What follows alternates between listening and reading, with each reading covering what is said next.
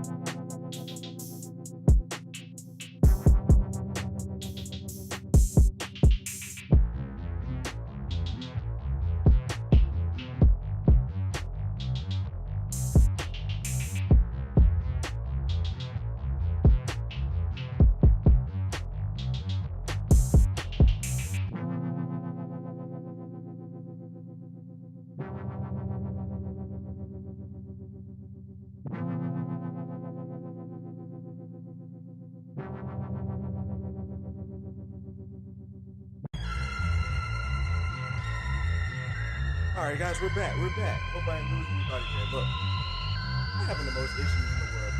Today has been a day, to say the least. But I wanted to get up here and do this stream today for my good folks, my normies and my senseis and my nerd senseis out here. I wanted to do this stream today for you all, for the people. Because look, today's been crazy. Today's been crazy for me. I was in the UR with my daughter for most of the day. I got off from work. She's fine. You know, she just got a little 3-year-old. Something up her nose and just stuck there. So she's fine. She's fine. But it's been like 4 days since I've been able to talk to my good folks here in the dojo. And I just really wanted to get in here and talk some good stuff with you guys. So before, I know you saw the breakdown. We're going to get into an updated MCU title list. We're going to include the shows in there as well. But first, I want to run some things by you guys here. Just a little bit out of order. Just a little bit out of order here. But before I do that, let's go ahead and holler at some of the good folks in here. Mike Porter, what's going on? Patricia, good to see you in here. Infamous Iron Main, what is good in here, guys? Look, before you guys go, I saw you guys step out here. I want to come out here to the final round grounds because I need some help before I get into what we're going to be talking about in this title ranking here. I want to talk about something new that I have coming up in the pipeline. I'm thinking about ways to really entertain folks, really expand what we're doing here at the channel.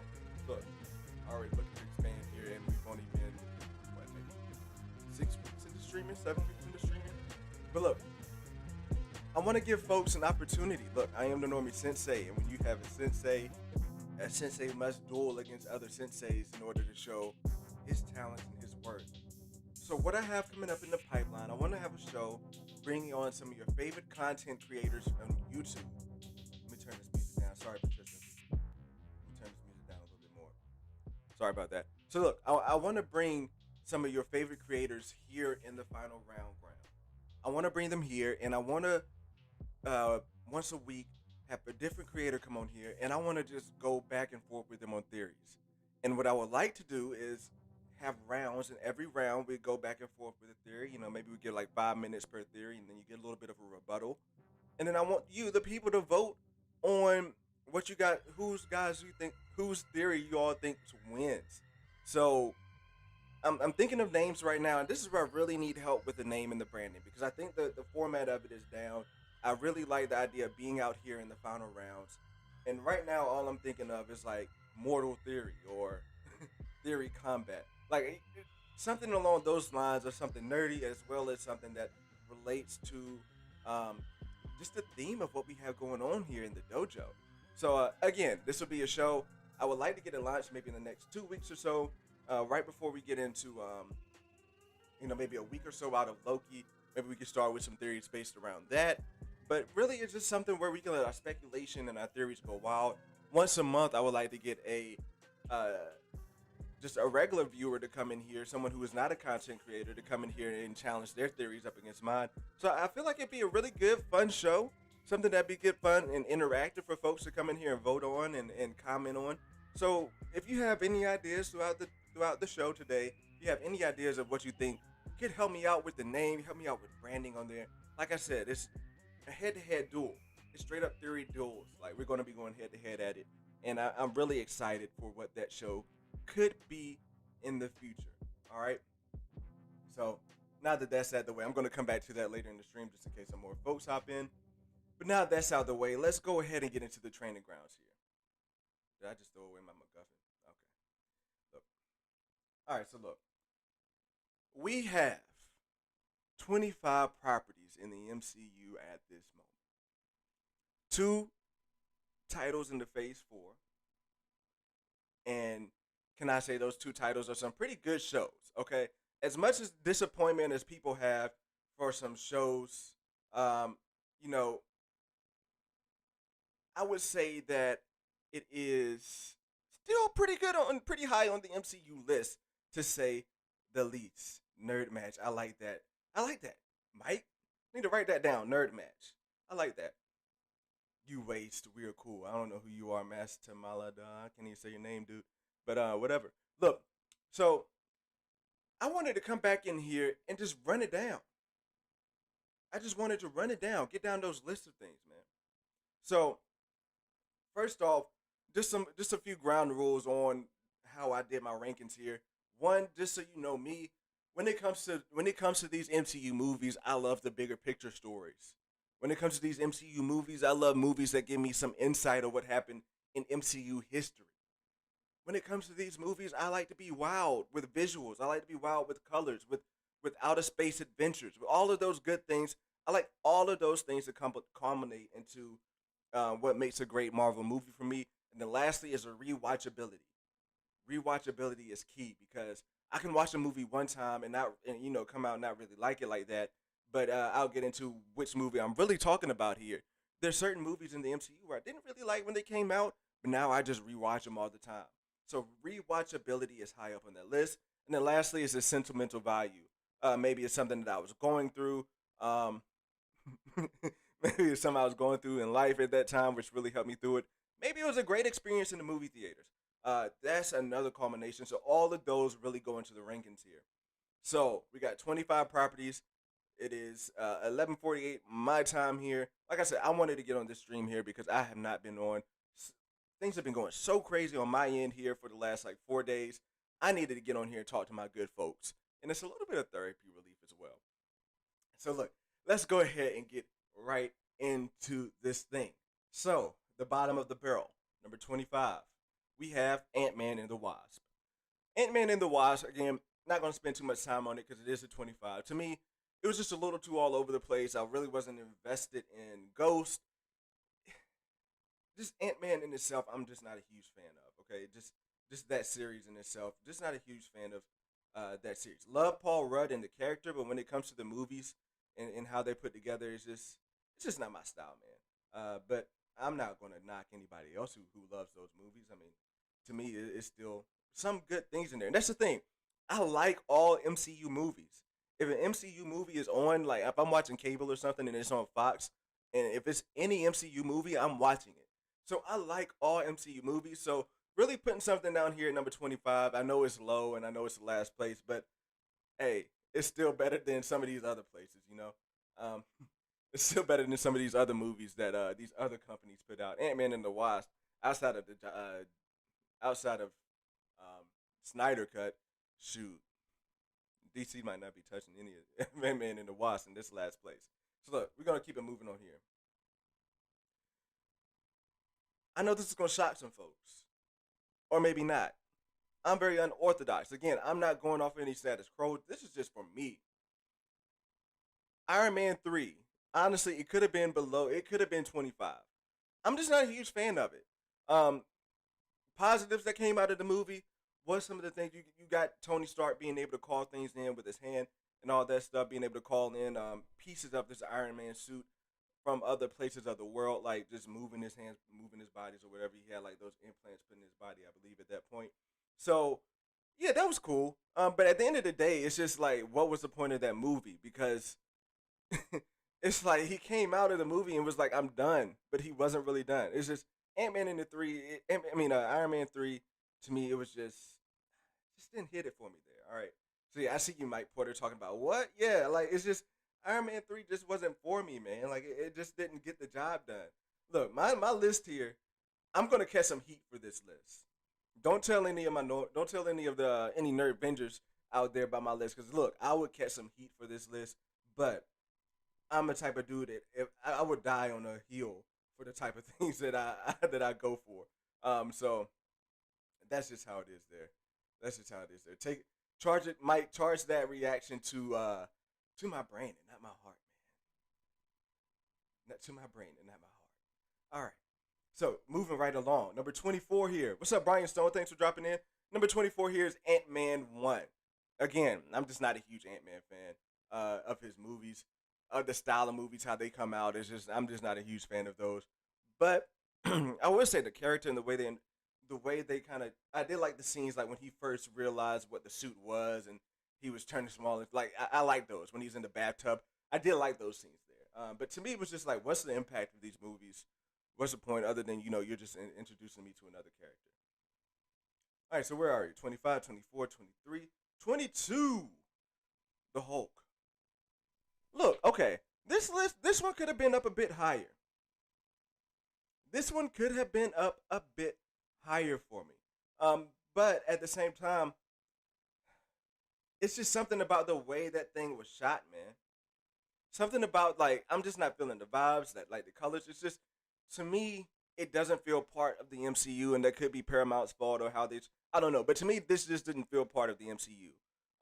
So that's why it's so low. I wasn't really big on Norton, even though his Hulk was kind of cool, but just Norton in himself I wasn't a big fan of. So and especially look, this could have been much higher on my list if Mark Ruffalo didn't come in and play Bruce Banner as well as he did in Avengers. Um, so look, that's just how I feel about that. So 25, 24, 23, 22, 21. 21 here. We got Thor, The Dark World. We got Thor, The Dark World. So yeah, Mike, no.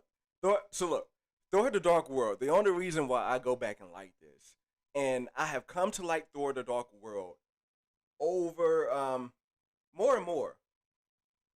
I've I've come I've come to like Thor the Dark World more and more over time. So yeah, Mike, he said so Thor the Dark World is higher than these. I think so, Mike, because remember what I told you. I am a sucker for that lore. I am a sucker for outer space adventures, for explanations, the bigger picture. And I think Thor the Dark World was one of the first real looks that we had at an Infinity Stone, like where it was really in action. We got the ether like that. He said it's too high, but it's not even out the 20s, Mike. Oh, Mike is gonna be hard on me on this list. I love it, Mike. I love it. I love it. Um, but yo, to me, Thor: The Dark World is like I just like the lore in it, if that makes sense. The flashbacks when it comes to what was happening with the Dark Elves. So to me, that's why Thor is up so high. Um, again, these bottom two lists is kind of the same as the top five lists. Like they could be very interchangeable, but don't worry, Mike. We're gonna get you on one that you think is way too high, Mike. If you think this is high, just wait until you see how high I have another one. So,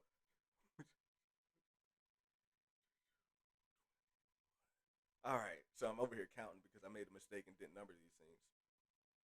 So at 20, look, y'all gonna think I'm an Iron Man hater. I promise y'all I love Tony Stark. But there's a difference between some of these characters in the Avengers and some of these characters in their own individual movies. Again, I will rewatch this movie a lot. Like if it comes on television, I'm watching it. But Iron Man 2 just didn't pack it for me. Iron Man 2 just didn't do it for me, okay? There's other properties out there that I like more than Iron Man 2 that I enjoyed watching, had more fun watching than Iron Man 2. Bright spots of Iron Man 2, of course, Don Cheadle, and I kind of was a sucker for Whiplash as well. I thought Whiplash was pretty cool there too. But that's it. That's all I got to say about Iron Man 2. It was alright. So breaking the top 20s, we got 19. Here I'm going with Thor. And again, Thor is Thor did not start out as one of my favorite characters. So Thor is done. At this point, it was like at 19, I was like, why would I go watch another Thor movie? So I didn't go see Dark World in theaters because I didn't like Thor. Like to me, Thor was so weird. To me, Thor was so weird, man. So like, so like, just the way the destroyer looked at the end, the way he came out and did his thing, like it just didn't feel right. It just didn't have the right feels for me. So so yeah, that's why it's right here in 19. Again, going back and looking, I still don't get that like push. So I mean, Thor could be below um Thor 2. You know, those could be interchangeable. It just depends on how I feel at the moment. But yeah, that's where I'm at. I think Thor is at 19 for me. And again, it's just didn't feel all the way there. But then again, I have respect for the first trends. I have respect for the first movies that came out. So where are we at right now? Somebody help me out. 25, 24, 23, 22, 21, 20, 19. Coming in at 18, I have Captain America, the first Avenger. Now look, before y'all chew me out,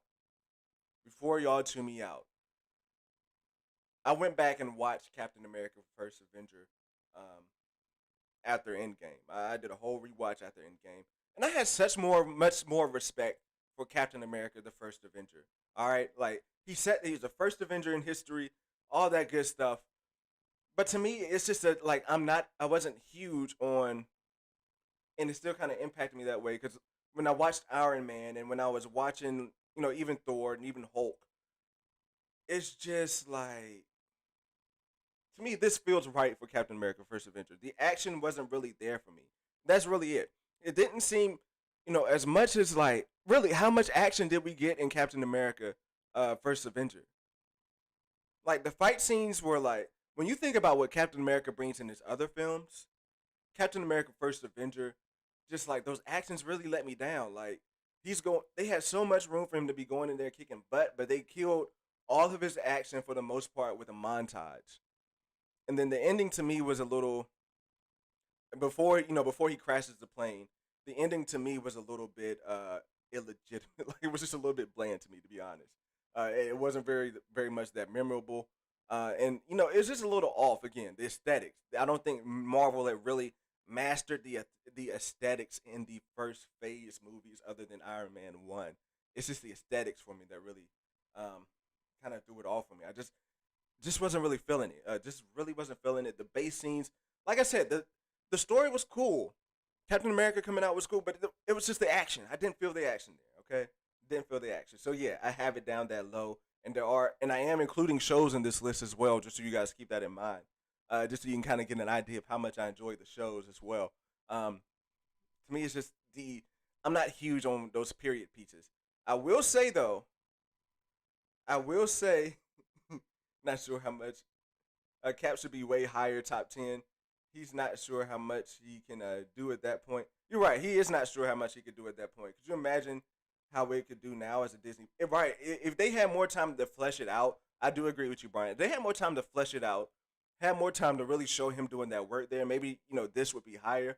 But I'm rating based on what came out, my man, Brian. I'm based on what came out. So that's why I have Captain America: First Avenger. So like right here, I think at 18. Uh, Coming on to 17 now. Trigger warning.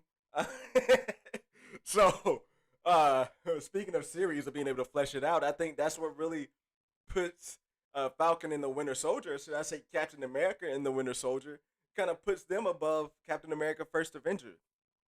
All right, so one, we do get more action in this series than what we got in the first Captain America. That's why it's at 17 above that. Also, too, the storyline to me was great as far as like the character development. With you got three characters that really had some great character development. You had Sam, you had Bucky, and you had John Walker, who just great character development. Even Lamar Hoskins, great character development, man. You cannot take that away from there. So that's why I have it above this list. Shoot me down. I don't care. I am a normie sensei over here. I can take it. I can take it. All right. I am a sensei. I don't care I don't care what you all think about my list here. If you all want to be mad at me that I have Falcon and the Winter Soldier above Captain America, the first Avenger, be mad at me. I don't care. But I am gonna make this point that, like my man Brian Stone said, they had time to flesh out like they had time to flesh things out. And as much as I talk about this show could have been so much higher on this list if they really, to me, nailed down that extra action. If they took the next step on that action, this show could have been so much higher on that list there. Mike Porter says, I'm not going to argue because there are too many haters of this fantastic show. Facts, Mike. Facts. Now, I'm not a hater, but I do have my critiques. Yo, if look, listen, if they were able to nail the Flag Smashers and if they were able to bring that action, this show could maybe be in the top 12 range on my list, man. Like, it could very well be on the top 12 range on my list. All right. So this is where things are going to get a little shaky for you guys. Before we get into the point, I think there's a point in Marvel movies where every fan gets to the point to where you respect people's opinion. Like, you can just respect it. Like, you just be like, all right, cool. You can have, like, when you get to maybe like the top 12, it's like, okay, I can see that. I can see that. So before we get to that point, it's going to get a little testy here. It's going to get a little testy here.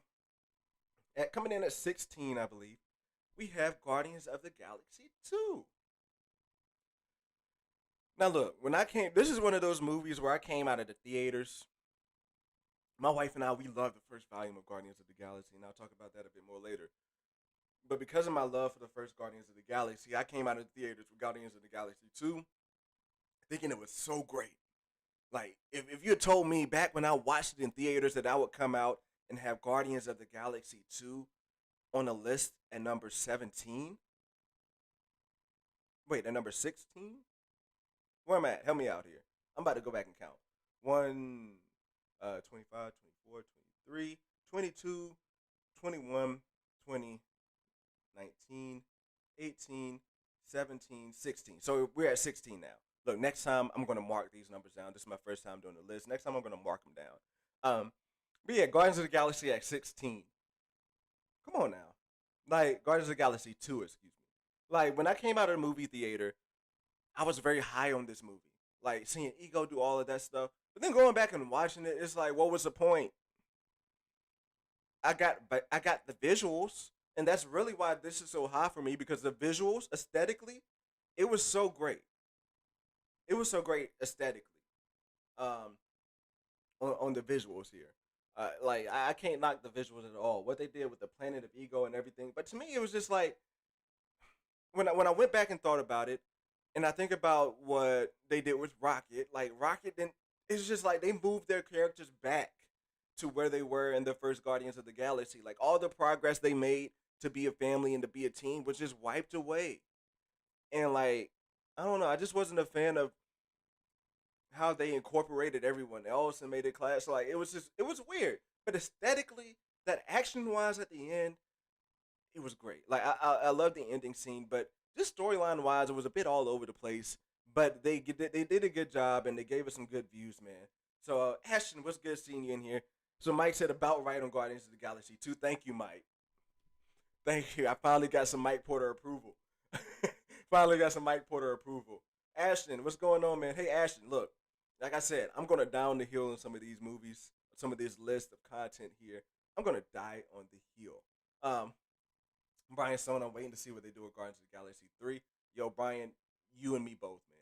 Guardians of the Galaxy 3 better be bonkers. Better be bonkers, my man. All right, so that was what, 16? Coming in at 15 now, Captain Marvel. Come on, I want to see that. I want to see. I feel like we're gonna catch some slack here. Look, come on now. Coming out of movie theaters, I wasn't that high on Captain Marvel, but taking some time. I think we're at 15. Taking some time to go back and watch Captain Marvel, understanding, putting yourself in her shoes of someone who is brainwashed. People, like, when I came out of theaters, I was like, man, she was so stiff. She had to stick up her, like, yo, like, I was not feeling Captain Marvel when I came out of theaters. But then when I had the time to go back and rewatch it, it came out on streaming services. Captain Marvel to me was a great piece of work, especially for an origin story. Especially for an origin story. As someone who is so powerful, and this was the trick too. You had to have someone who was so powerful you had to explain why they weren't involved in previous movies. Um, why they weren't involved in your whole like history of the MCU. Why was there need for Avengers in the first place?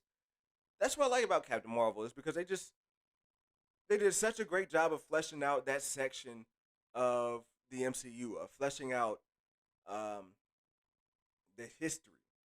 So that's why I got it at 15. I've seen a lot of lists where they have Captain Marvel in the bottom five, and I'm just like, are you all just what's the reason behind that? Because you're telling me you're getting that backstory. One, you're getting backstory of Nick Fury in that one movie. Like you're getting backstory of Nick Fury that you never even knew about in that one movie. On top of that, you're getting Tesseract knowledge. You're getting knowledge of the Tesseract. You're getting knowledge of scrolls. You're getting knowledge of the Kree. Like you get to see the Kree world. I'm huge on world building, and you get to see the Kree world in Captain Marvel. Like, come on, man. Captain Marvel has all of these elements. Plus, you get to see a bit of Ronan. Like, you get to get a little take of what Ronan is doing throughout the world. Like, yo, Captain Marvel to me was all in all great. Brie Larson to me, I think, did a great job on that role. Now, whether it was a good decision to have her act like that, that's more to be debated. But the fact that she was brainwashed, I can see the directors probably telling her, "Look, you're brainwashed. You gotta act stiff. You gotta act not act human in this instance." To me, that's where I'm at on that. So that's why it's like I think she did a great job in that role. I think it was a great lead up to Endgame, and really established the scrolls going forward into Phase 4. So yo, I love it. So let me hop in the comments because I know this would might have been a testy one. Actually, okay, I see some positive stuff in here. Okay, cool. I like any movie that has Mr. Blue Sky. You're right about that. Mike Porter says about right. Okay, Mike, we're on track here. We're on track. I love it. Brian Stone says I'll buy it. Okay, cool. Um, but I always say that 5 to 18 on my list can't be interchangeable. See, I'm about that way when it comes to 12. When it comes to 12 for me. But honestly, I think there's so much about the MCU that's so diverse as far as when I say diverse, I mean like so many different types of styles and different types of feels that you can get from MCU content. I think that yeah, it's easy to really interchange these things through there and to really find something that you like within every movie. So yeah, I definitely see where you're coming from on that. But yeah, Captain Marvel at 15, I think that's the highest that I might have seen it on a list. Period. Sorry, I gotta thought I sent something out here. Give me 1 second. That's why I'm a little distracted here. But yeah, 15 to me is a bit high for Captain Marvel from what I'm used to seeing. But like I said, I think it deserves it. I really do. So spent a little bit too much time talking about Captain Marvel there. Let me get back to Ashton. Ashton says the scrolls are pretty dope. Not gonna lie. Thank you, Ashton. Thank you. Just there's certain things you gotta admit about Captain Marvel, dude. There's certain things that you gotta admit about Captain Marvel. And also too, I loved Maria Rambeau in Captain Marvel. Like just her little side notes. Like she's really acting like a sister in Captain Marvel. So like I like that. Brian Stone, she was key in winning Endgame. Scrolls are key going forward, and that's it. Like the way it's set up in game, the way it's set up the story going forward. To me, that's huge. That's huge. All right, so let me just make sure here. Make sure I'm not getting ahead of myself here. Cool. So coming in at 14, you got the first Avengers. I know some people are high on the first Avengers, but I'm not one of them. I think the first Avengers was a good, it was a good step. It was a good starting stone, a good stepping stone onto what we had coming forward. Um, but looking back at it, it's like it felt a bit cheesy to me. The first Avengers felt a bit cheesy to me.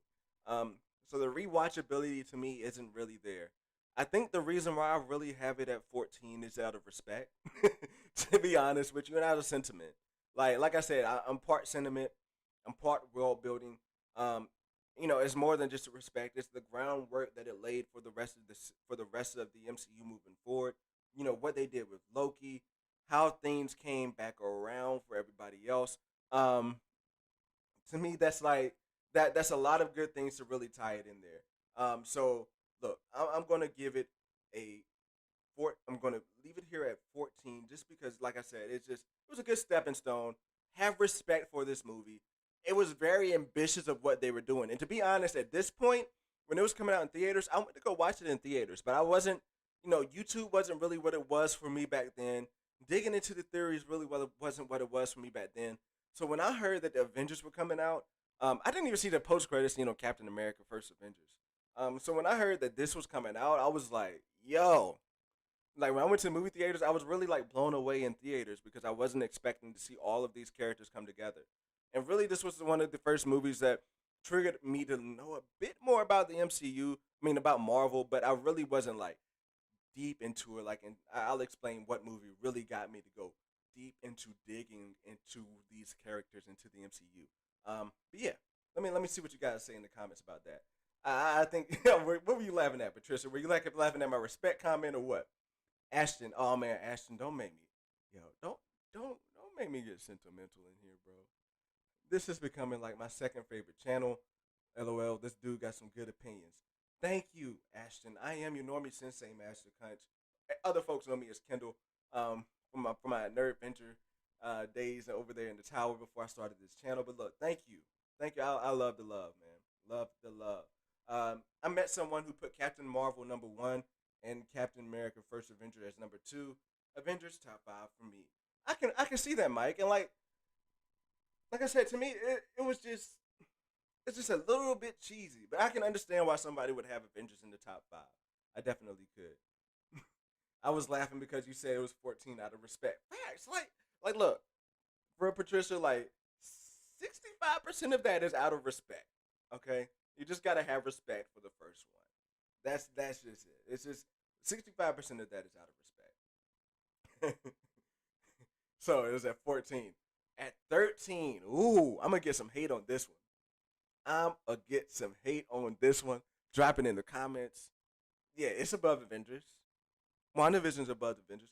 And look, I'm gonna break it down. Why? 13. I have not had any more fun watching a series on television. There's maybe like one other series. I really enjoyed watching what was it called? Lovecraft Country. That was one of my other favorite shows I just loved watching. It was very intriguing. But when it comes to, and there's other entertaining shows. I'm a very huge fan of Snowfall. But when it comes to shows that really are just fun, that you could dig into and take a ride with, I'm here. WandaVision. Come on now. WandaVision, regardless of what you say about the last episode, you cannot tell me that you guys were not tied up in love with everything that was going on. Throw the first 2 episodes out. If you want to say that, throw the first 2 episodes out. From episode 3 to episode, actually, from the end of episode 2 to the end of episode 8. Actually, maybe the end of episode 2 to the Rap Boner part in episode 9. Come on, everybody was so entrenched in WandaVision. You can't tell me that. That WandaVision had so much buzz. I can't, other than Avengers Endgame and maybe Black Panther and Infinity War, I can't think of any other content that really had so much buzz like WandaVision had. Everybody was trying to figure out what was going on in WandaVision and the elements that we got there. First off, the first 2 episodes I thought I was not going to like. They were in black and white. Like, I watched them in, the first 2 times with my wife, and it was like, okay, I get it. But then I went back and rewatched it, and you see all the cryptic messages. You start trying to break it down. Then I was rewatching this series before every episode came out. I was rewatching every episode from one to whatever that episode was. I was rewatching that series trying to get a guess on what was coming next. WandaVision was the first video. I wasn't live streaming for WandaVision, but I was covering and breaking these WandaVision episodes down. So to me, WandaVision at 13 is very respectable. And say what you will, outside of the boner joke, I think the season finale of WandaVision was epic. I love that witch fight. To me, that witch fight was fun.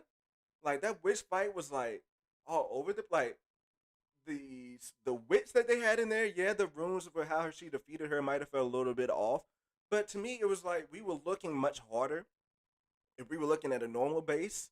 We were looking much harder for Easter eggs as we're trained to do. But if we look at it from a normal base standpoint, when she talks about rune spells, that's foreshadowing that Wanda's going to use the runes. So like, it's times where you on, I was on edge in WandaVision in ways that I've never been on edge on an MCU show or movie ever. Okay, and that's straight up for me. Like WandaVision had me on edge from maybe the end of episode 2. I was on edge of WandaVision until it ended, and that's just straight up real talk. And not only that, the things that we got out of WandaVision, the characters that we get out of WandaVision. First off, Monica Rambeau, perfect casting, wonderful woman, and she killed her role.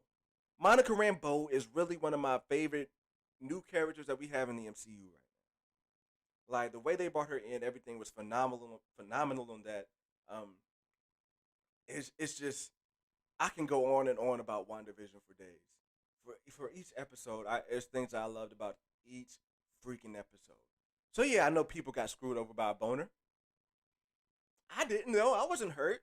I mean, I was going in on theories like, yeah, that's definitely patriot. Like I was going there like, look, she's gonna expand it around the whole world. She's gonna do this. This is how we're gonna get multiverse. I was on that bandwagon, but it's cool because at the end of the day, it shows me that we got the Scarlet Witch and how the Scarlet Witch is gonna lead to multiverse madness. How she's gonna impact the future moving forward. We got our younger Avengers out of this, and I still don't think we're done with my man Pietro. I honestly, I don't think we're done with him. I think there's more to Rap Boner than what was on the Boner picture. That's just where I'm at. So yeah, this gets high. This gets 13, and I want to remind people of what this is going higher than. You got movies like this is going higher than movies like uh like Iron Man 2. Just going higher than movies like Avengers. Look, that's how much I liked WandaVision, and that's just me. Like I said, the rewatchability is there, and it wasn't just me who was rewatching it. My wife was rewatching it with me. Like I had friends who were rewatching it. Like, yo, what's going on? This was so intriguing and such an intriguing episode. So let me get in here. Let me get in these comments. Let me get in these comments. You still be hanging in the Nerd Venture Discord, man? Ashton, do I? Most of the time, I find myself spending time in the income section of the Nerd Venture Discord because I'm trying to rake up on that nerd coin, man. So I find myself there, and I found myself in the game section because again, I'm trying to rack up on that nerd coin. So yeah, that's where I'm at. Mike Porter, not from me, because there's just so much. There's just been so much hate. I wish you would have put it at number 1 to throw it in haters' face. You know what, Mike? Thank you. There's so much unreasonable hate for WandaVision that it's ridiculous. I think that, like, there's so much hate for it. I'm like, are people forgetting how much fun we really had with this series, dude? Like, we really had so much fun. The Den of Nerds over there, where I'm a Nerd Venture, I'm a Diamond member over there. People were throwing so much money into their super chats, talking about theories. People were over there really getting in there. The watch parties were really popping off because they wanted to know what the hell was going on in that series. Damn, my camera just went out. Give me 1 second, guys.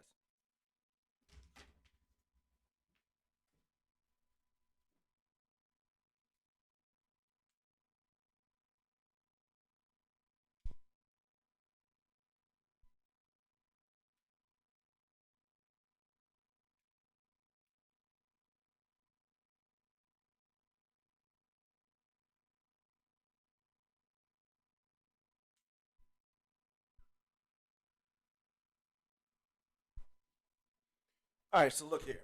This is what's happening.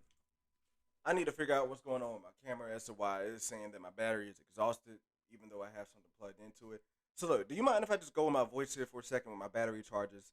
Sorry about this. Look, this isn't how we do things at Normies Nerds and the dojo. But look, I gotta figure out why my camera is saying the battery is exhausted when it's plugged in. So for now, I'm just gonna let it charge for a second. By the time we get, I think we're at 13 right now. By the time we get to the top 7, I'm gonna cut it back on, and we're gonna get my face and my inflections back on the screen here.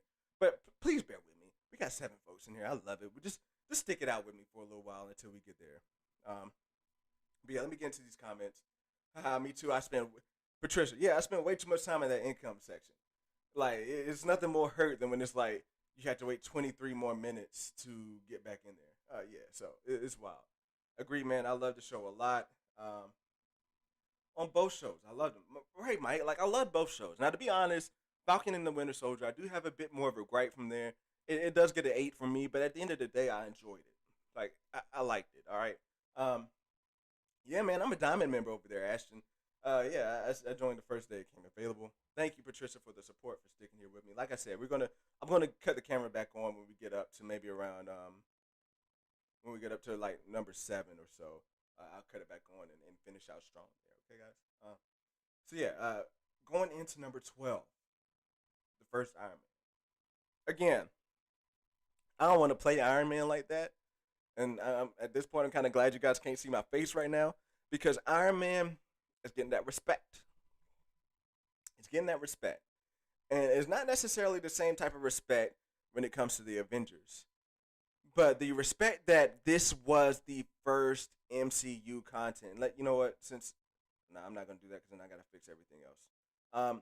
It gets respect because it's the first MCU content, and it really kicked this thing off. So like, you have no other templates to go based. You have no other templates to base this off of.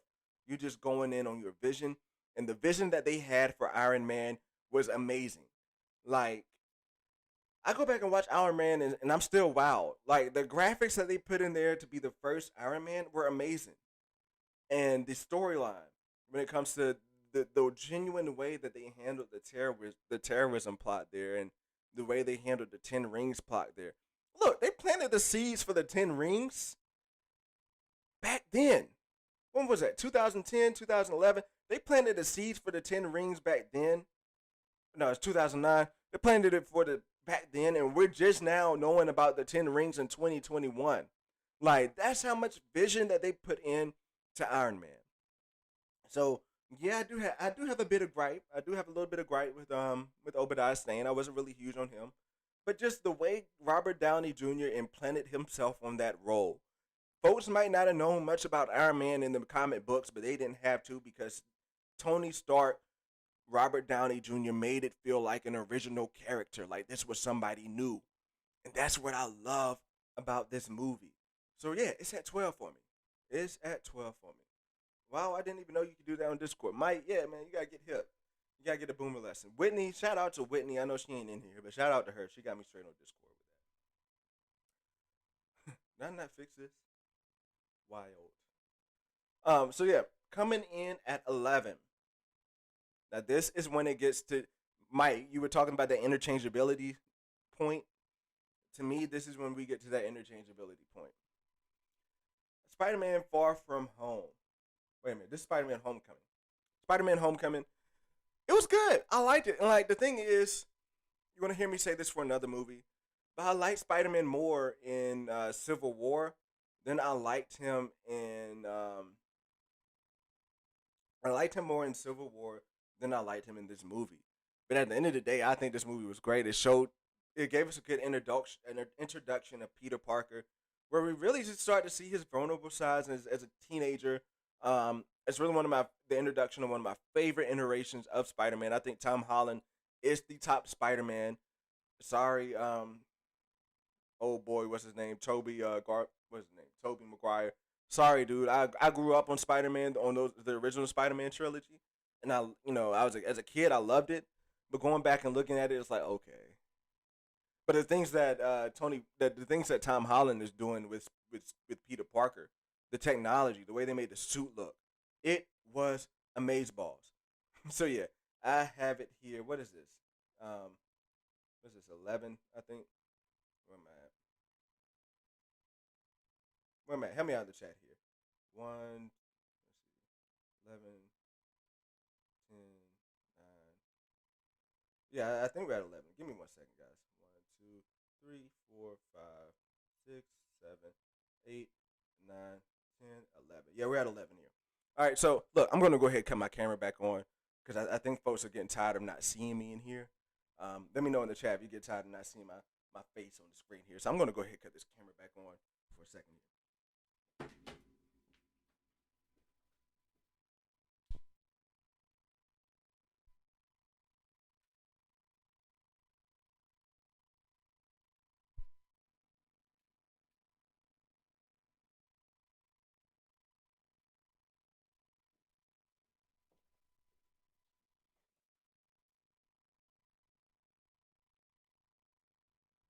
All right.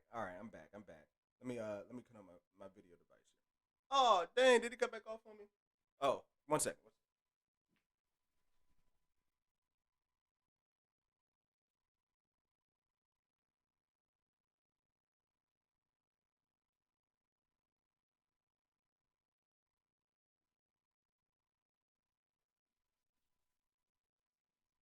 Cool. And we back, man. We back. Look, it was it was all right. So Spider Man was 12. Thanks, Patricia. Spider Man was 12. Cool. Cool. Cool. Cool. All right. Trying to find my spot here. So Spider Man was 12. Coming up at 11. Doctor Strange. Doctor Strange could definitely be higher for me on this list. But I'm going to put Doctor Strange at 11 here. Um, I like it. I'm a huge fan of Doctor Strange himself. Outside of Tony Stark and maybe no, I'm not going to start that conversation there because MCU has done such a great role of casting their characters. This Benedict Cumberbatch, the way he stepped into this origin story of Doctor Strange and the way that he portrayed his role, um, I loved it. Now there were some things when it came to this. There were some things when it came to this. Let me tell you. So I would have loved to see Doctor Strange become more powerful. So like the things that he was doing, I would have liked to see that progression on screen a bit more to how he became that powerful.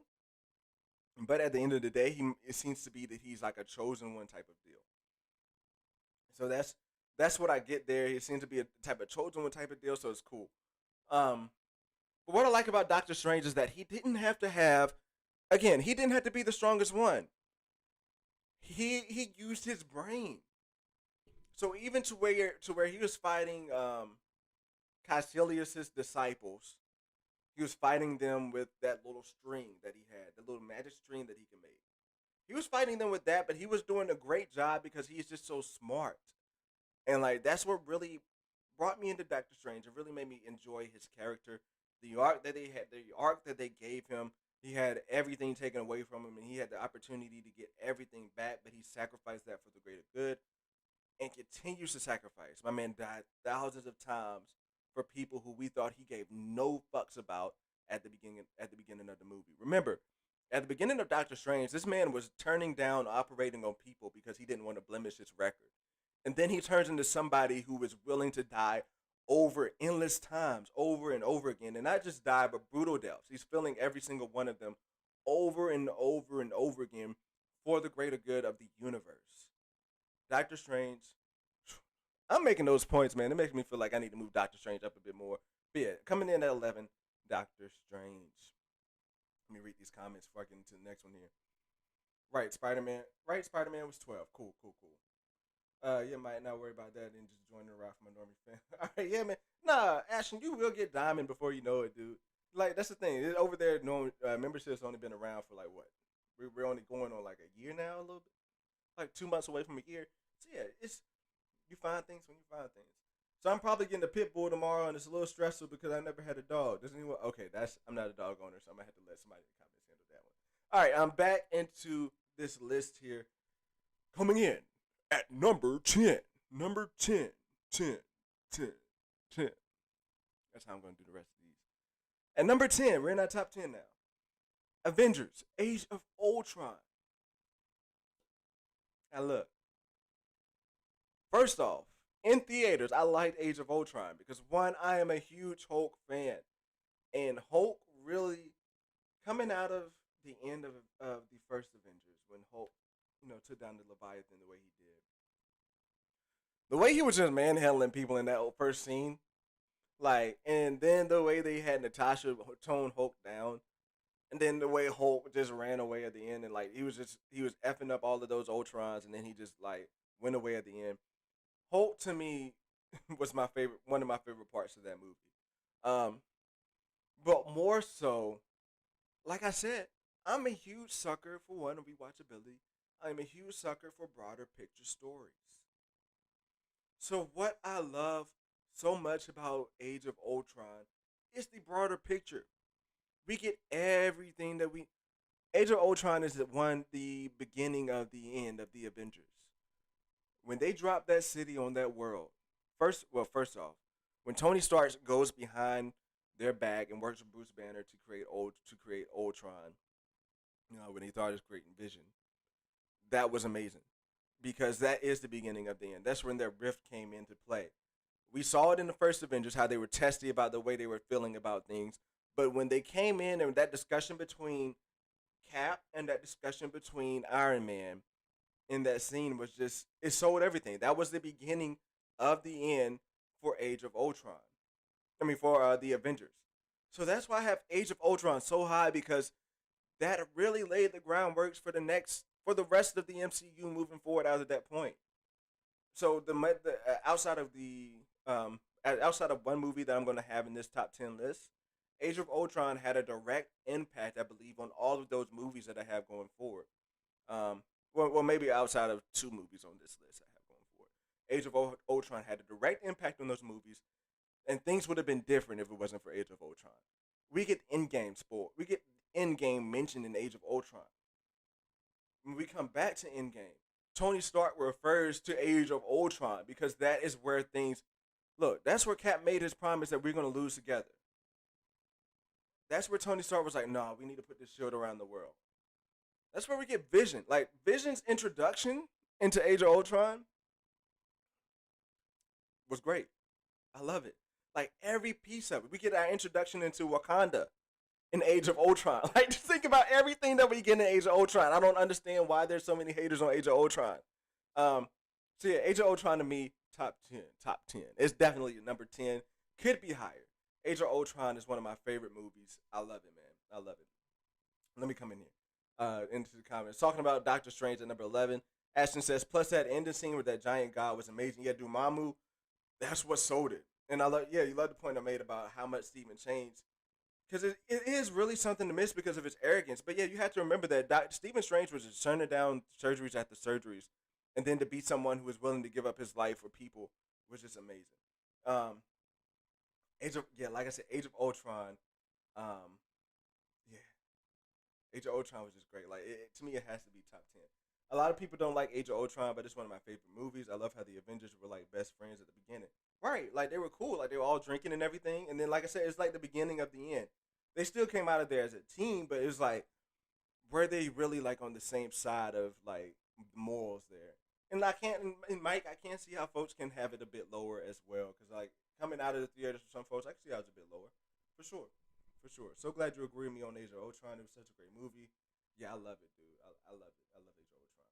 It's not about agreeing. Look, it's not about agreeing. It's just about having our takes, and yeah, I love it. I love that you had that take as well. Coming in at number 9. Number 9. We got Spider-Man Far From Home. Look, Spider-Man Far From Home was a roller coaster, yo. All right, coming out, first piece that we have coming out of the blip, and everybody comes back. I just like how they went. One, I like how they went on a world tour and that type of thing, taking Spider-Man out of New York. We've never seen that before in MCU. I mean, in Marvel in general. Yeah, I know he went to Germany to fight in Civil War, but this was the first movie where he's not even in Brooklyn. So, first things first about Spider-Man Far From Home. The misdirects. Nobody knew what we were really getting into going into that movie. So I remember watching New Rock Stars. I'm a huge fan of that channel as well. I remember watching them and they were breaking down who they thought these things were. Like they were like, are they the Elementals? Are they the Sinister Six? People didn't know. And I love that. Like Spider-Man was such a mystery. And I think that's something that's going to be cool about the next Spider-Man because I think it's going to be a bit of a mystery and mindfuck as well. But a couple things that really sold it for me here were the reveals. I think the reveals were great. I think that the action was high quality. Like this might be one of the best action movies, like action wise, that we get in the MCU. And then you juxtaposition that with what Peter Parker is going through. You start to see that Peter Parker is dealing with a lot more on his shoulders than any other teenager in America at that point. Yeah, he's someone with superpowers, but one, he lost his mentor / father figure in Tony Stark. He's dealing with that. He doesn't really know how to move forward. He's seeing Tony Stark everywhere he goes. He just wants to be a kid, but he can't. And that's the thing. And then he steps up into his role. He grows into it. And that's what I love. That's why I'm excited for Spider-Man 3, because I think that he is growing into that role. And it's beautiful. It's a beautiful thing to see at the end of Spider-Man Far From Home when he's swinging through the city, because you do feel like he's somebody who has grown into his role, only to have it snatched away by J. Jonah Jameson. So yeah, don't want to go into too much here. The scroll reveal in Spider-Man Far From Home was bonkers as well. Um, so yeah, it's just, to me, that was a great all in all movie. I liked it. Mysterio is one of my favorite villains in the MCU. So yeah, it was dope. It was dope. Number eight. This is gonna catch a lot of people off guard here, but Avengers Endgame is eight for me. It's an eight. How can I say this? It's an eight. The only reason that is not, the only reason why it's in the top 10 is because of that last hour. That's it. I'm not a huge fan of the going back in time thing. Like, you got to think, we just came off of Infinity War, and I'm not going to go in on Infinity War yet, but we just came off of Infinity War, which was a straight up downhill roller coaster ride all the way through. And it was like we was on the lazy river for the first 1 hour, for the first 2 hours of Endgame. Like, yeah, it was great to see those flashbacks and everything, but you do flashbacks for you do flashback for TV series. You don't do flashbacks for movies. I'm sitting there in a movie theater and I'm like, ah. So that's why it's just at eight. If there was more action, if there was more going hard in the first 2 hours of Endgame, I would have Endgame probably top five. But just the fact alone to me that it was just so much lowness. So when I'm talking about that rewatchability, that's part of it. The rewatchability to me is not really there. The things that I do like about Endgame, one of my favorite parts that I think a lot of people really don't touch on, is Thanos in 2014. I'm so interested in that. Like, I like seeing what Thanos was doing. He was on Corbinite. He was fighting the Corbinites in Endgame. And I love it, dude. I love it. I love seeing him back in time, and seeing that juxtaposition with Gamora and all that stuff. That was very interesting to me. So it's only at eight. It's a great movie. Again, at this point, movies are interchangeable. But it's at eight for me just because of those first 2 hours. Now, I will say, when Endgame came out, I was in theater. I went to go watch Endgame in theaters 3 times. Okay, just to get to that end scene, just to get to that last hour. I went there and watched it 3 times. And when I go back and watch Endgame, I fast forward to when the Hulk is about to snap people back, because I'm a huge Hulk fan. Huge Hulk fan. I went back to and I started there when he's about to snap people back. It's just, it's just a little bit too let's flash this back. Let's go through our biggest highlight moments for me. That's just it. Now, if they went back in time and did some fighting, if they had some action to go along with the going back in time, then that's one thing. But to me, it was just a lot of just going back in time, and everything was just a little too smooth for me there. So let me hop in the comments on this one. Jameson, Mike Porter, is Jameson Mephisto? Look, Endgame was the best day of my life. Mic drop. Yeah, Mike, and that's another reason why Endgame is up on my hot. There it goes again. Look, guys, I'm gonna have this. I'm gonna cut the camera back on for the last two. Okay. I trusted you guys would stick in here with me until the end. Endgame is the reason why we're doing this review today. All right, Endgame. Yeah, Endgame is gonna be marked in my life as well, Mike. I didn't realize it's my mom's birthday. I didn't realize it actually came out on my birthday. So yeah, like I said, Endgame is at number 8 in my life, but it was huge because I went back and watched it so many times that I love. Like, I love I loved it in the theaters and everything. But when it comes to seeing it on streaming services, I'm just not huge on watching it that way. That's just me. I'm not huge on watching it that way. So again, sorry guys, something's going on with my battery. It's strange. I got my camera plugged into my computer, and typically it doesn't do this, but now it's saying my battery's exhausted. I'm gonna let it charge for a bit more before I cut it back on. Probably on the top 3, I'm gonna cut it back on and really go in here. But yeah, Endgame is number 8 for me. Ashton says, I definitely feel where you're coming from. But for that last fight with everyone, it was groundbreaking. I feel like I've never seen that many heroes together all at once. That's true, Ashton. And even then, though, like one thing about Endgame, again, with me personally, I am a huge Hulk fan. Huge Hulk fan. One night that I have on Infinity War is what they did with Hulk. Cool. But if you're gonna go with Infinity War with Hulk doing that, I need Hulk to come back and get his retribution with Thanos. Let Hulk get his hit in. Just get him a hit. Just let him get a hit in on Thanos. And they didn't give him that opportunity. Um, there's so many opportunities that I know you got to fit in there in that series, but again, I call back to the feeling that I got when T'Challa walked out of that portal. I shouted Wakanda Forever in the theaters. Like that was one of the greatest moments of MCU history. But again, it was just the first 2 hours to me. It's just as a movie as a whole when it comes to the rewatchability, it just wasn't there for me. It just wasn't there. Lawrence, thanks for dropping in here. Um, thanks for dropping in here. Tom Heist is fire, and now we get the Loki show because of it. That is true. The implications of that does go on bigger, and yeah, I can see that. Again, like I said, when I come to this part of the list, everything is so interchangeable at this point. Everything is so interchangeable. Um, yeah, just where I'm at. Just where I'm at. Endgame is an 8, and no Mike Porter every day. Look, Mike, every day is 420. I don't celebrate April Fools because anybody can get fooled every day. Look, every day is 420, but I have not celebrated 420 yet today, or at least, yeah, I was at the hospital with my daughter for the most part. So yeah, I not celebrated 420 today. So yeah, Endgame is 8 on my list, and you'll see why when you see how I talk about these other ones.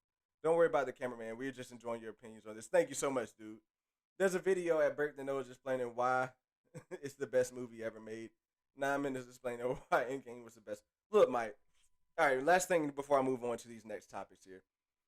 Endgame was great. Like, I felt it in theaters. Don't get me wrong. In theaters, I felt like Endgame was the best Marvel movie ever made.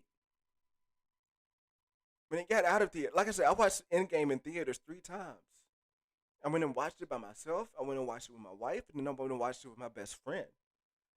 It was amazing. Like I loved it every time. Like I almost cried in the movie. I don't cry at movies at all, but I almost cried at that movie. It was amazing.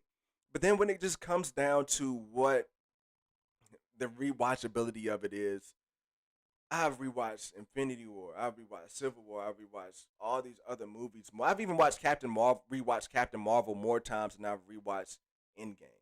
Okay, so I just gotta leave that there. What's up, Obi-Wan, homie? Obi-Wan, the homie. What's going on, my man? What is going on?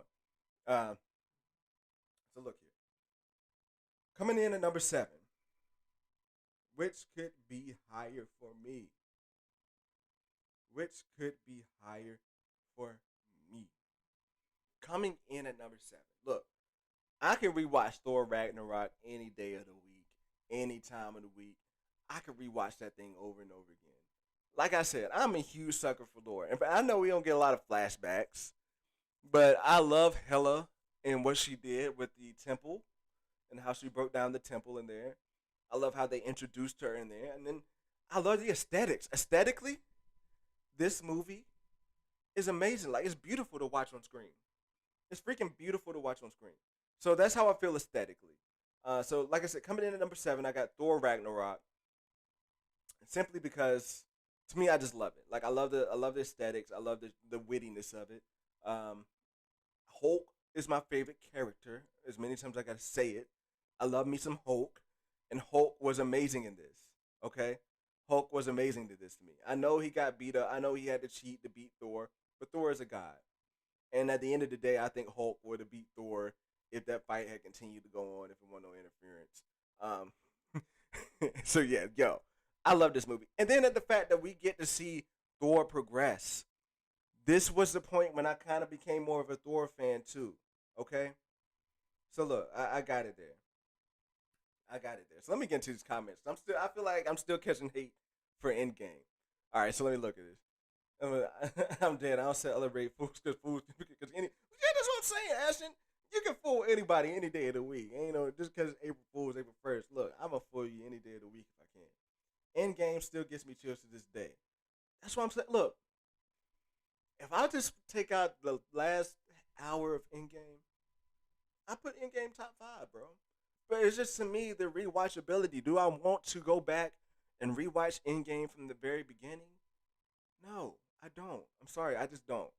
Like it's after I saw the time heist like two or three times, cool. I did go back and rewatch her explaining the timeline and everything like that. But it's just like after that, it's like fine, cool. Cool. And then without in game, we wouldn't have society. Okay, Mike. All right, you just busting my chops, ain't you? Right at this point, you saw in game in theater 7 times, dude. I wish I could have seen it in theater 7 times. I'm jealous. I'm really jealous of you right now. Really jealous of you right now. Let's see here. Other comment. In game is kind of what got me sweaty about the MCU, and now I've gone back and rewatched the whole timeline thing multiple times, and I love it all. See, I love it. See, when you get that movie that makes you really go back and dive into the MCU. I haven't gotten to that movie yet. I'm gonna give you guys a taste of what really got me into that. So haven't gotten there yet, but I see where you're coming from, Ashton. When you have that movie, there's not much that you can do to knock that down. Well, you put Thor Ragnarok that high. I did, Mike, and that's just because like I just love the movie. I love the characters in that movie. It's just aesthetically, it does it for me. That's just how I am about it. Love seeing my fellow No Avengers, my man Mike and Callisto holding it down as always. Obi-Wan, thanks for dropping in here. If this is your first time dropping by, drop a like and subscribe. Usually my camera is on. Usually I let people see my face, but right now my camera battery is acting stupid. Even though I got it plugged in, it's saying it's getting exhausted. It's really pissing me off at this point. But I'm a normie sensei. I am your normie sensei master cunt, so I have to let things slide a little bit sometimes. I loved Hulk in this movie. He was a little bit more intelligent because he had been Hulk for all those for as long as it was. It was hilarious. Yeah, see, that's what I like. I loved Hulk in this movie, dude. And the way something that's underrated too, something that's very underrated about Hulk in this movie. Did y'all see what Hulk did with the direwolf? What Hulk did with the direwolf was so bonkers to me. Like he handled that direwolf, and he almost fell off Asgard, yo. Like what would have happened to Hulk if he fell off Asgard? But he almost fell off Asgard, but he handled that direwolf. That was to me that was dope. And then when Hulk just was like, all right, fuck it, I'm gonna just go beat up Shultron myself, dude. That's golden. That's golden Hulk right there. So that's why look, characters of why Thor Ragnarok is so high up on my list, man. All right, I think that's at 7. Coming in at number 6. Black Panther. So yeah, Black Panther again. To me, going back and rewatching Black Panther, it doesn't have the highest rewatchability for me. But just being honest and just keeping 100, what Black Panther meant to me as a person. Yeah, you can't see me on screen right now, but I promise you, my skin is brown. Uh, and I love everybody in here. I love everybody in here that's watching me and you know can accept that. But to get away from that, Black Panther to me was such an amazing experience. I got to see Black Panther. I was in Norfolk, Virginia at the time, and I was working for the news. I still do work for the news, by the way. And I was doing a story with this organization that promotes black businesses. And they invited me, because I did a story with them, they invited me to an early screening of Black Panther. And the experience that I had of going into the movie theaters, first off, I know a lot of these people in the movie theaters, this might have been their first MCU movie. But the fact that I was able to get people like my mom, I was able to get people like my dad to watch Black Panther. To me, like I'm low key like tearing up at this point. One Chadwick Boseman, like he killed that role. Oh God, please don't start crying. I'm glad the camera's off because my eyes are probably getting red right now. Really, my eyes are probably really getting red right now. But like the feels that I got of seeing that movie in there. First off, just to kind of give you all a little bit of an experience of what I got when I went to go see it in theaters. Folks were in there, like it was just it was a black business thing, so it's like really not to sound like off the wall with this, but it was like all black folks in there to be real in the movie theaters. And if you have all black folks in the movie theaters, it's wild that you would think that you would have a great experience because we're notorious for talking during movies. But in that movie, like everybody was in dashikis, everybody was dressed up. They had people drumming in there, like it was like they had African drums in there. That experience walking into the theaters and feeling that and feeling at home is one of why it's so high. Again, like I said, the feeling of what I'm going through at the time is what really drives home. And you got to think about what the community was going through when Black Panther came out. It was dope. The way that that my people was in the movie theater reacting to when Killmonger was making his points, the way they was reacting to when T'Challa was winning, it was an experience that was even bigger. To be honest, the experience with Endgame, the whole theater wasn't into it like like that. And that's just to be honest. It was like I was around nerds that was into it, and it was cool to be around nerds when I went to go see Endgame who were into it like that. But to have a whole entire theater clapping and like woo and like jumping, literally the whole entire theater at that point was doing that for Black Panther. Seeing the aesthetics of Black Panther outside of I will say the credit, the not the credit, the final fight scene that takes away a lot of the rewatchability for me. No, the final fight scene. But I'm excited. I'm ecstatic to see what they would do with Wakanda moving forward. So again, I think I had this at 6. And this it's a true realistic 6. I don't really have it in my top 5 as some people might would think.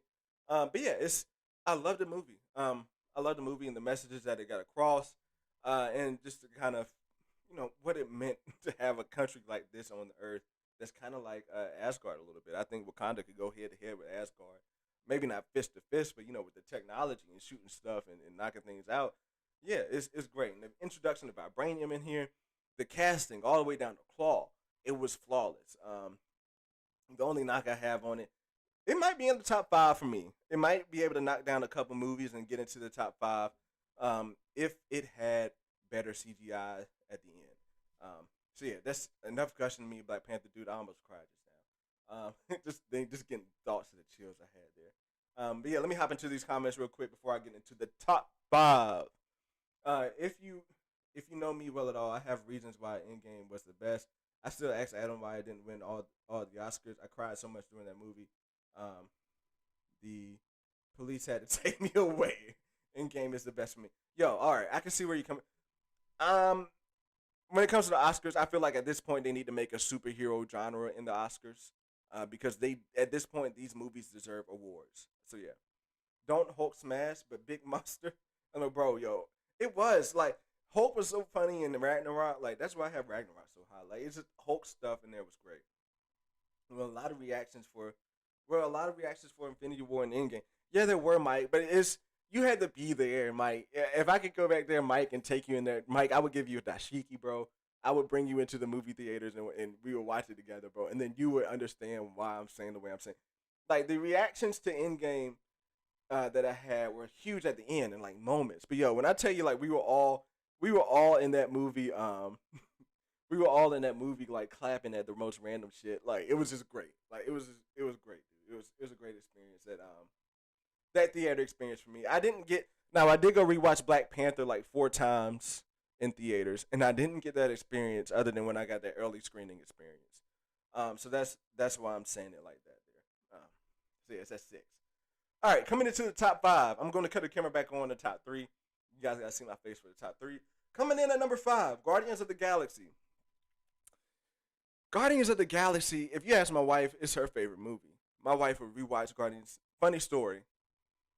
I hope she don't mind me telling this. When we had our first child, when we were in the hospital, she made sure we had Guardians of the Galaxy because that's what she wanted to watch while we were waiting to have our baby.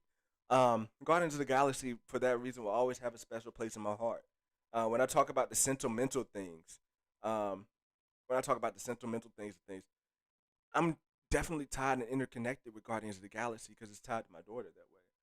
But outside of that, this was the first glimpse into space that we really got in the MCU. Guardians of the Galaxy knocked it out the park. We had not gotten a movie in the MCU like Guardians of the Galaxy before. We're so grounded in the sound, from the soundtrack to the aesthetics to the world building, and that's one of my huge points. If you remember, the world building, along with rewatchability and sentimental value, the world building that we got in Guardians of the Galaxy was just out of this world, to say the least. We got to see so many different worlds. We got an understanding for the first time. We got an understanding of what the Infinity Stones were. So look, I know people got Guardians of the Galaxy and maybe 1 or 2 on their list, but there's reasons. We're gonna get to these reasons. I'm gonna make it clear my reasons why, and I'm not trying to make this list to persuade anybody. But we're gonna get to my list on the reasons why it's just at number five for me here on these next movies. But yo, Guardians of the Galaxy to me was just an ultimately fun movie. I rewatch it every time it's on TV. I rewatch it if I'm not rewatching Thor Ragnarok, I'm rewatching Guardians of the Galaxy as well. It's just an overall great movie from the character arcs and development. That's one thing that I really didn't like about Guardians of the Galaxy 2 that I mentioned is that they took away a lot of the good things that they did in Guardians of the Galaxy 1. I know they had to do that to kind of make the story, kind of make them split up and everything. But yeah, Guardians of the Galaxy was just great how you got a redemption story that we weren't expecting. And I still kind of came out of this movie not really understanding how powerful these guys were. But what I love about it is that one, your most powerful people are really Groot and Gamora. I know Peter Krill is crafty. They really shitted my man Drax in this movie, and Rocket is underrated as far as what he can do. But when you look at what they were doing as this ragtag team of people who just so happened to be in prison together and then broke out, and then the way they got it to come together and really just save save Xandar and defeat Ronan for that Power Stone. It shows the essence of a true team. To me, they're a bigger team. They're more working together team than the Avengers were at that point because the Avengers are powerful on their own. I don't think the folks in Guardians of the Galaxy, except for Gamora, are that powerful on their own. But when they are together and when they're working together, they're just a great freaking team, man. And you really see that come together in that end scene.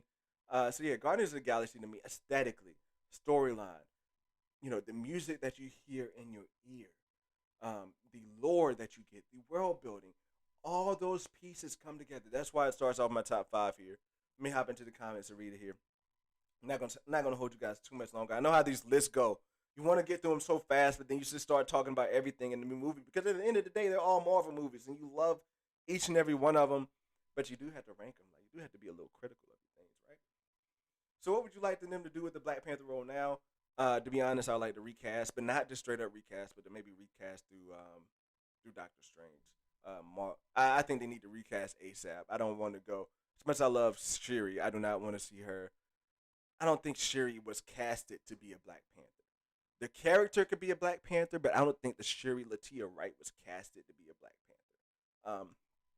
So that's just where I'm at with that. So I think through Multiverse of Madness, I think would be their best bet of where they should just really just go ahead and bring in a new T'Challa. But that's just my take because T'Challa just has so much more story to live. I'm not gonna get it. I have another video that I'm working on that's coming up in this lull week. In these lull weeks, I know we got Bad Batch coming up, but I have a video what I like to see in these Wakanda series coming up. So just wait on that. No, I get it. It's crazy in my theaters as well. Guardians of the Galaxy is like 11 or 12 for you, Mike. Okay, I can respect that. And to be honest, I can see how it's not everybody's MCU style. You know what I mean? And same here, Kendall. If I see Guardians of the Galaxy on, I watch it every time. It's a fun watch. It's great and fun to watch. Yeah, it's to me, it's epic. It's an epic thing to watch. To be honest, I love all MCU projects better than most. Exactly, Mike. At the end of the day, MCU is so high to the bottom of the barrel. It's just ridiculous. All right, stepping in here, coming in. Whoa, was I off? Wait. Oh, Guardians of the Galaxy was number 1, 2, 3, 4. Guardians of the Galaxy was number 4. Excuse me. So I did have Black Panther in top 5. Guardians of the Galaxy at 4. Coming in at number 3, I have Civil War. Now, Ashton, you recall when you said that Civil War was one of those movies. I mean, when you recall Endgame was one of those movies that really make you deep dive into shit. Civil War was that movie, okay? And I dove deep into my shit before even seeing Civil War. So again, Civil War was one of those things. I was in Hampton Roads and I was involved in an organization, and they got free tickets to see the movie a day early. So I got to go see Civil War a day early, which is great when I think about it. And they even walked out and we gave them a sentence of what we thought. Civil War is 3 to me because of the characters again. The action to me was great. I love the action from beginning to end. But Civil War again is that movie that made me become a nerd. Straight up, like I was into the MCU, I was watching it and shit, but I was a normie. But Civil War, I subscribed to new rock stars and all that shit. Like I started watching and learning more about these characters. I went back and I heard Black Panther was going to be in there. I started learning more about Black Panther. I started learning more about what happened in the actual comic series of Civil War.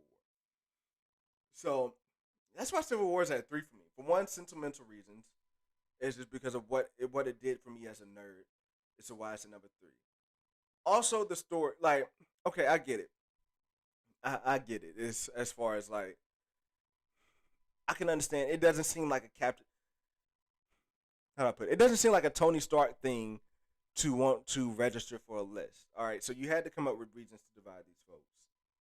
But at the end of the day, it's like Civil War, as I said with Age of Ultron, it was the beginning of the end. Without Civil War, the squad is together when Thanos comes to Earth.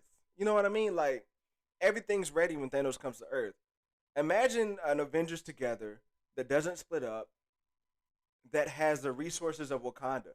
You know what I mean? Like all those things together is why like Civil War and what happened to split it up was dope. So like one thing that I really love about Civil War is that my second favorite MCU character, T'Challa, the performance that he put together in Civil War, I love his performance in that more than I liked it in Black Panther. The gravitas. Oh, hold up, I gotta cut the camera off of this.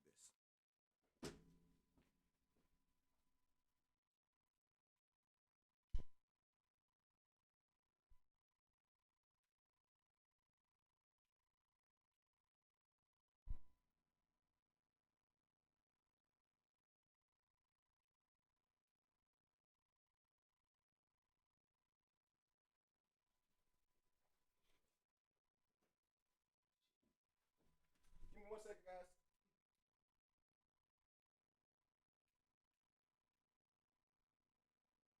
All right, I'm back. I'm back. We still here. I still got you guys. All right, cool. Look, the gravitas. I'm just on mute right now. Just got myself like muted out. So the gravitas that my man T'Challa came in. Look, when he was talking to my man Timo, he was like, "I'll kill him myself." That's not even my best one. I'll kill him myself. Like this, that that line right there, dude. I was saying that line for like the next 4 weeks. Like, yo, the moments that we got in Civil War is ridiculous. Yo, Mike, I don't know why I'm still up either. It's 1 o'clock. My wife is gonna be pissed, but it's all good. We're here. We're almost done. So that's why it's number three. This is because deep dive. Also, just the implications of what it had in the movies after that, moving forward, and how it split up the team is just huge for me. Number two, Avengers Infinity War. Rewatchability again. I go back and rewatch Avengers Infinity War maybe like once every 2 weeks. Just because the ride, it's a non-stop action ride from beginning to end. You're going all the way through, dude. All the way through. It's such an entertaining and action-packed movie that, yo, I just love it, dude. Like I just love Infinity. I love Infinity War. It's so to me, it's so much better. To me, Infinity War brings the action that I thought Endgame would have. All right, I remember being at work. At this point, I was working in Richmond, and I had a friend who got to see it before me. He went to go see it that Thursday night. I didn't get to go see it yet, and I let the friend spoil it that Thanos snapped. He said, "Do you really want to know?" I said, "Fuck it, yeah." And it did not ruin it for me at all. It did not ruin it for me at all because Infinity War. Before Infinity War came out, I went through and read the whole entire Infinity and Gauntlet comics. I went and read the Infinity Stone. I went and read the Infinity Conquest. At this point, I had Marvel Unlimited. I was reading up on my shit, so I knew what was coming. Like somewhat, like I knew what was like to expect. The way that they did things, the only gripe I had was that Hulk never got his retribution in the movie. But even then, the way that they started it off, Hulk getting his ass beat. Yo, if you would have told me that they start off a movie with Hulk getting his ass beat and I'd be cool with it, like yo, like that's just they felt the right way to set the tone from the beginning. As I mentioned, I wasn't on Infinity War had me on edge, like I was on edge the whole time for WandaVision. Like I was on edge there, but instead of WandaVision letting you down in some parts, you got a whole entire ride with Infinity War. So much action was ridiculous. And then the fact that you see Thanos cry when he kills Gamora, yo, come on now. Like that's to me, that's why Infinity War is better than Endgame because it attacked the character so much. To me, it attacked the character so much more. The ramifications of previous movies were so much harder on Endgame. I mean, was so much harder on Infinity War because the team was split. The only reason why they lost was because the whole entire team was split. And like the visuals that you get are ridiculous. The Nidavellir visuals when Thor is over there is forging Stormbreaker, and then he comes down there and saves everybody's ass in Wakanda. It's wild. Like, yo, that whole movie was just such a ride. That I go, like I said, I go back. That has Infinity War probably has the most rewatchability for me out of all the MCU movies. Um, and I said I can go back and I cut on Thor sometimes before I go to bed just to cut it on. But Infinity War, I don't cut it on before I go to bed because I want to stay up and watch that whole movie because I want to see like that every time I start from beginning to end, from Spider Man helping out in that opening fight to to the reveal of the Nomad Captain America. That was just epic. It was bonkers. Um, all the way up to Thanos and the snap. It's like, damn, Thor, why you gotta be? And that's what's so great.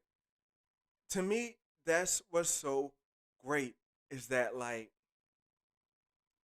you're watching the movie and Thor doesn't chop off his hand. Thor doesn't chop off his head. Thor puts it in his chest and he pushes it in there. And you think like, oh shit, we about to win. And then he snaps it away. Any other movie, I'm thinking like, yo, like why the fuck did he not chop off his head? Why the fuck did he not chop off his arm? But Thanos, yo, like, but Thor, I mean, you understand. That's what was the great parts and the culmination of this. Thor had been through so much right before this that he wanted to like you can understand him wanting to relish in that moment. I understood Thor wanting to take the time in that moment to rub it in Thanos' face. To me, that's why it worked so beautifully. Everything in that movie worked. To me, that was a 10 out of 10.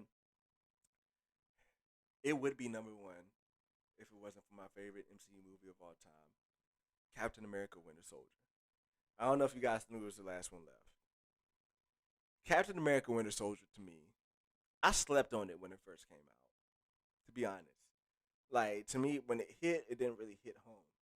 But then when I got to start rewatching that thing, the action is like no other. You don't need, and that's the thing, it did not need massive CGI action. The choreography, the beat, the spy espionage of this movie, the complexities of what's going on, and the weight of what could happen that millions of people would die in seconds. Again, one of those movies that leads to the fallout of why Thanos was able to do what he was able to do. If Shield was together, that fight against Thanos would have been so much more better and well prepared. Who knows? If Shield was together, who even knows? If Shield was together, man, they might even know Thanos was coming. That's how real things could have been. And the fact that you can see Hydra impact the Shield that way, and things fell the way they did. To me, that's what has this movie where it is. It's so much came together. The action, the reveals with Bucky, like, and that was the thing. I wasn't huge on Avenger. I wasn't huge on the first Avenger before seeing this movie, and like seeing Bucky revealed, I was like, oh shit, like this, like yo, I'm still blown away by Captain. I'm still blown away by Winter Soldier, and also too, Nick Fury in this movie was amazing. Samuel L. Jackson was amazing in this movie. It was his best MCU movie of all time.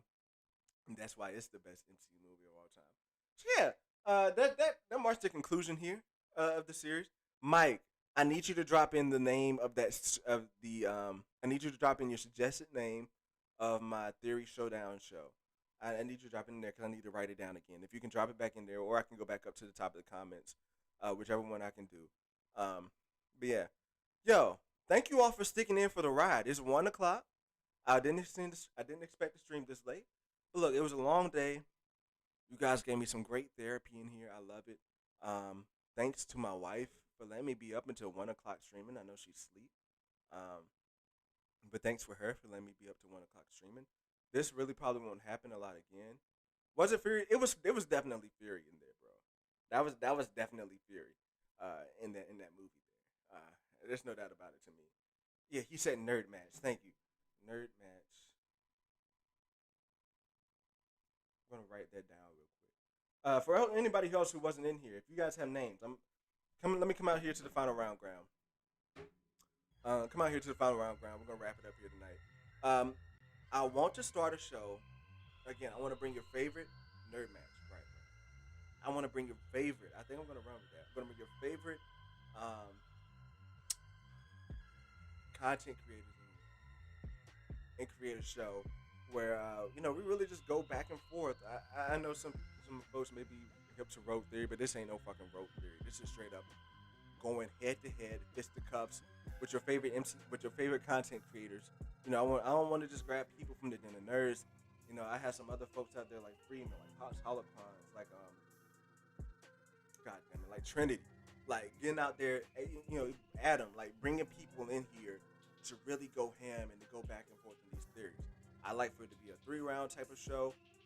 Burke the Nerd as well. Yeah, Burke, I haven't seen Burke in a while. That's why he was on the top of my head, because he's over there on Twitch. I hadn't seen him in a while as far as like in the chat there. But Burke as well, because I love his content too.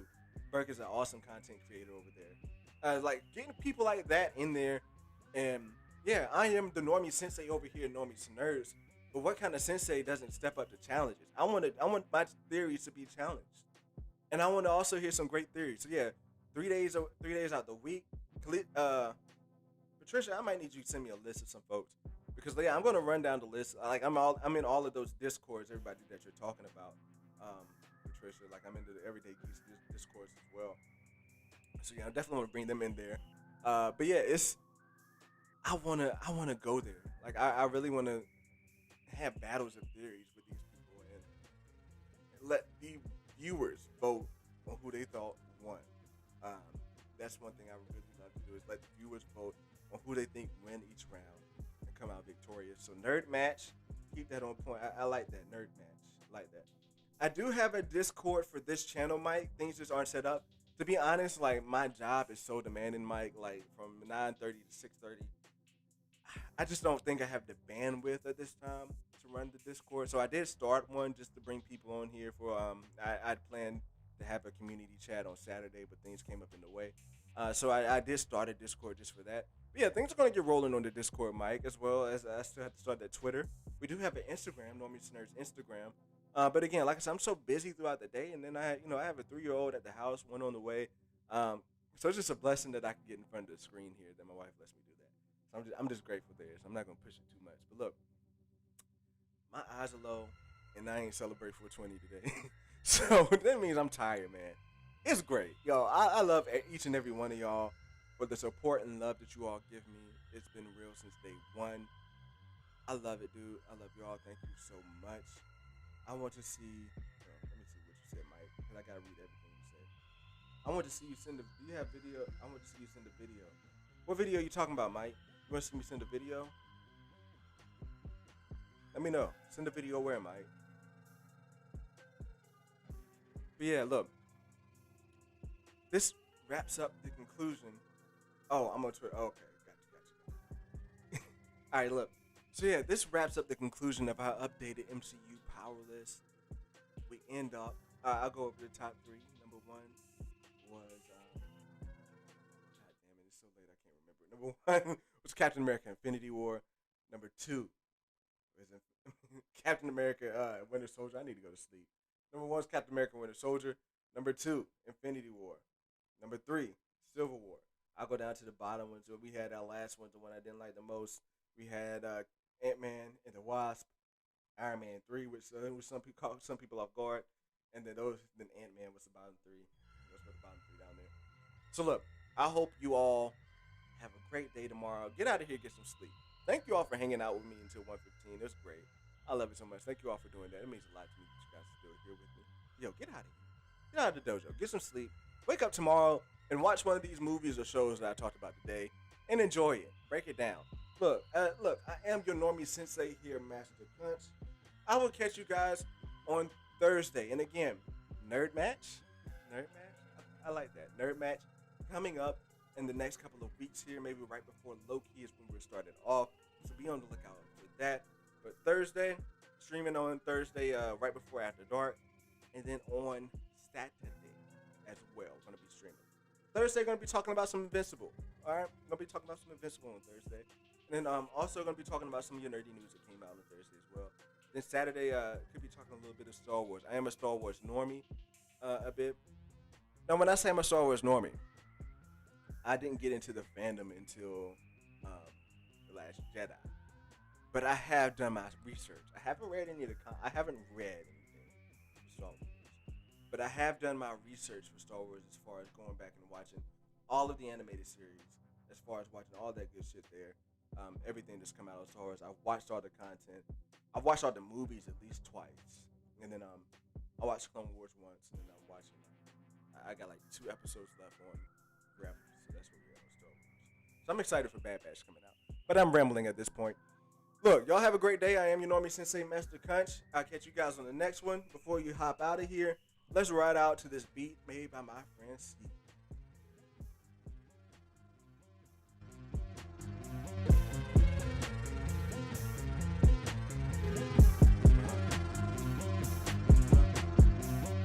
In the dojo, love it, yo, yo. We got action, we got Mike Porter about action, we got Tyler, no Miss Patricia, no Patricia. See you later, Gators. Say goodbye to Gators. Alright, that's enough of this. I don't even know if that was synced, the audio. That might have sounded terrible. It sounded good in my head. Look, anyway, see you guys. Love you.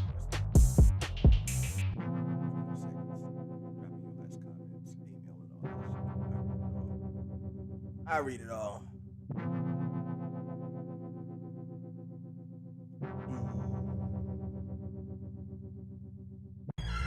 I wasn't able to end the stream before